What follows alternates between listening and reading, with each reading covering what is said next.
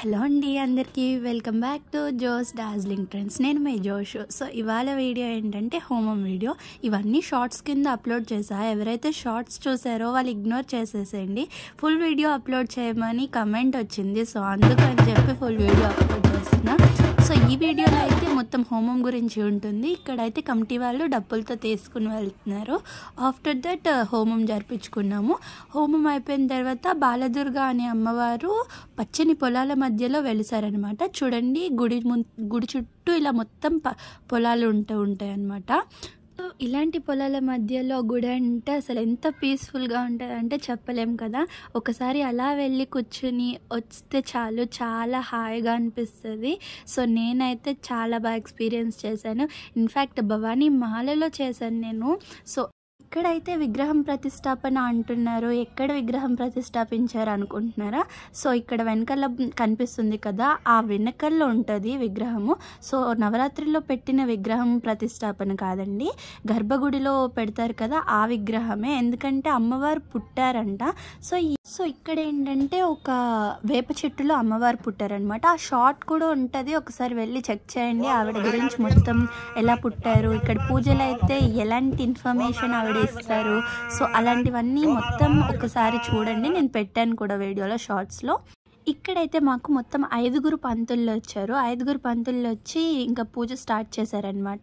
ఒక సైడ్ నుంచి ఒక పంతులు గారు ఒక మంత్రం చదివితే దాని కంటిన్యూషన్ ఇంకో పంతులు చదువుతున్నారనమాట.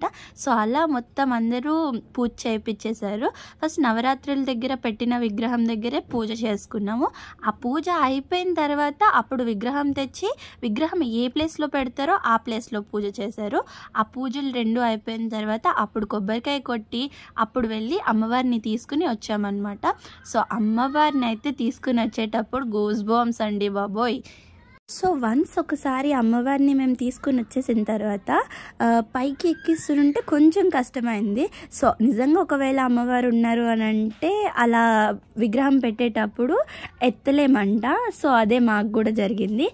అన్నిట్లో ముఖ్యమైన థింగ్ ఏంటంటే అమ్మవారు బాగా బ్లెస్ చేశారు. బికాజ్ అక్కడ మేము ఇంటి నుంచి స్టార్ట్ అవుతున్నప్పుడు వర్షం పడ్డది.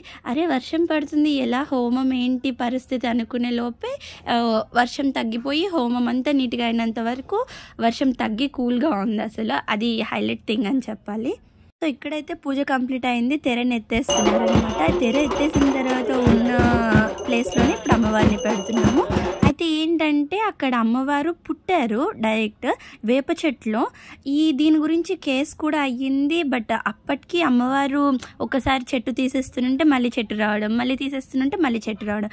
ఏం చెట్టు అంటారంటే వేపాకు చెట్టు. అది ఒకరి కల్లోకి వచ్చి చెప్పడం, ఇలా ప్రతి థింగ్ని అక్కడ జరిపించుకోవాలి అనే దాంట్లోనే అయ్యిందనమాట.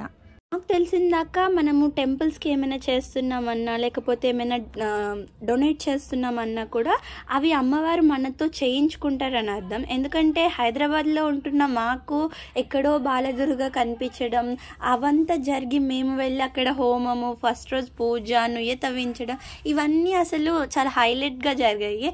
ఇన్ఫ్యాక్ట్ భవానీ మాల కూడా అసలు లాస్ట్ ఇయర్ కూడా మేము అనుకోలేదు. అదంతా సడన్గా అయ్యింది. సో సడన్గా అయినా కూడా ఈ సంవత్సరం దసరాని అయితే మేము చాలా బాగా సెలబ్రేట్ చేసుకున్నాం. మీరు ఎలా సెలబ్రేట్ చేసుకున్నారు అన్నది కూడా నాకు చెప్పండి. ఎక్కడైనా నేను ఏదైనా తప్పుగా మాట్లాడినా, తప్పుగా అనిపించినా కూడా సారీ అండి. అదైతే నాకు తెలియకే అన్నానని అర్థం. సో కావాలని అయితే అనలేదు. సో ఇక్కడ చూసారా అమ్మవారు పూనారండి. అసలు ఆ పూనకంలో ఎవ్వరు ఆపలేకపోయాము. ఎంతమంది పట్టుకున్నారంటే ఈవెన్ గర్ల్స్ బలం సరిపోదని బాయ్స్ వచ్చారు. ఆ బాయ్స్ కూడా పట్టుకోలేకపోయారు. దగ్గర ఒక 4-5 ఆపినా కూడా ఆగలేదండి. విగ్రహం ప్రతిష్టాపించిన వెంటనే ఇలా అక్కడ పెట్టాము పూజ చేసి ఆ ప్లేస్లో వెంటనే ఇంకా ఒక్కరికి కాదండి 3 వచ్చారు అమ్మవారు. అయితే అమ్మవారు పూనారు. సో ఇక్కడ చూసారా అసలు ఇక్కడ ఈవిడ అవ్వకముందే మళ్ళీ ఇంకొకరికి పూనారనమాట. సో ఇక్కడ చూడండి ఆవిడైతే ఈవిడ ఒక రకంగా చేశారు, ఈవిడ ఇంకో రకంగా చేశారు. ఈవిడైతే పచ్చి నిమ్మకాయలు ఉంటాయి కదా, ఆ నిమ్మకాయలని పిండేశారు డైరెక్ట్ చేతులతో.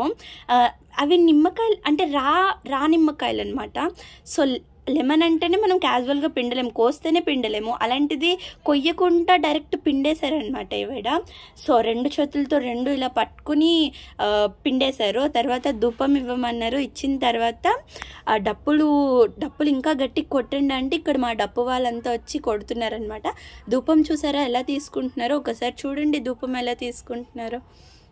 అసలు హైలైట్ అండి. మేమైతే చాలా అంటే చాలా చాలా చాలా హ్యాపీ ఫీల్ అయ్యాము. ఎందుకంటే అందరికీ లక్ దొరకదు కదా. సో మేము మాల్లో ఉన్నప్పుడు చాలా లక్కీ అని చెప్పుకోవచ్చు. సో కన్యాస్వామిలం అంటే కన్యభవానిలం కదా అనుకున్నాను. బట్ కన్యభవానిలమో మరి ఎలా అనుగ్రహించారో దేవత తెలియదు. కానీ అసలు హోమం జరిపించుకోవడం, జ్యోతులు అన్ని ప్రతిదీ each and everything 11 days 11 miracles అండి బాబు. ఎవ్రీడే ప్రతి మిరాకిల్. అంటే ఎలా అంటే లైక్ ఈరోజు జ్యోతులు ఎత్తుకుంటామో లేదో, ఉపవాసం ఉండగలమో లేదో అనుకుని అలానే అనుకుని ఉండిపోయాం ఉపవాసం. జ్యోతుల్ని కూడా ఎత్తుకున్నాం. ఇన్ఫ్యాక్ట్ జ్యోతుల్ని ఎత్తేటప్పుడు భయం అనమాట. ఈ ఊరంతా తిరిగి రావాలి, పొలిమేర నుంచి స్టార్టింగ్ వరకు తిరగాలి, ఎలా తిరుగుతాం, ఎవ్రీ టెంపుల్ కాడ కొబ్బరికాయని కొట్టాలి, ఎలా కొడతామని. బట్ అది కూడా ఒక మిరాకిల్లా జరిగింది. ఆ వీడియో కూడా మీరు చూడకపోతే ఒకసారి వెళ్ళి చూసేయండి. ఇక్కడ అయితే అన్నదానం కూడా అయిపోయింది. విగ్రహ ప్రతిష్టాపన, అన్నదానం అన్నీ అయిపోయాయి. డాడీ, మమ్మీ, అత్తయ్య, మామయ్య, అత్తయ్య వాళ్ళ కొడుకు, మేము భవానీలు అందరం ఇంకా అక్కడ కూర్చొని లైక్ ఒక 5 minutes అలా వేసామన్నమాట మా ఎంజాయ్మెంట్ కోసం. సో మాకు వేయాలనిపించి వేసామన్నమాట. సో ఇక్కడ మీరు ఎలాంటి తప్పుల్ని నోటీస్ చేసినా ఆర్ ఎల్స్ ఎక్కడైనా నేను రాంగ్గా ప్రొనౌన్స్ చేసినా, రాంగ్గా ఏమైనా చెప్పినా ఒకసారి కమెంట్ చేసేయండి, నేను మార్చుకుంటా. అండ్ ఆల్సో మీరు నా ఛానల్ని ఫస్ట్ టైం విజిట్ అయినట్టయితే వెల్కమ్ టు మై ఛానల్. మీరు ముందు నుంచి నా ఛానల్ని చూస్తున్నారైతే welcome back to my channel అనమాట. సో చూసిన వాళ్ళు, ఫస్ట్ వచ్చిన వాళ్ళ అంటే నా ఛానల్ని ఫస్ట్ టైం చూసిన వాళ్ళు ఒక సబ్స్క్రైబ్ చేసుకుని వెళ్ళండి. అలాంటి దాకా ఈ వీడియో చూసారంటే మీకు నచ్చిందని అనుకోండి, లైక్ చేయండి, కమెంట్ చేసి వెళ్ళండి. Thanks for watching.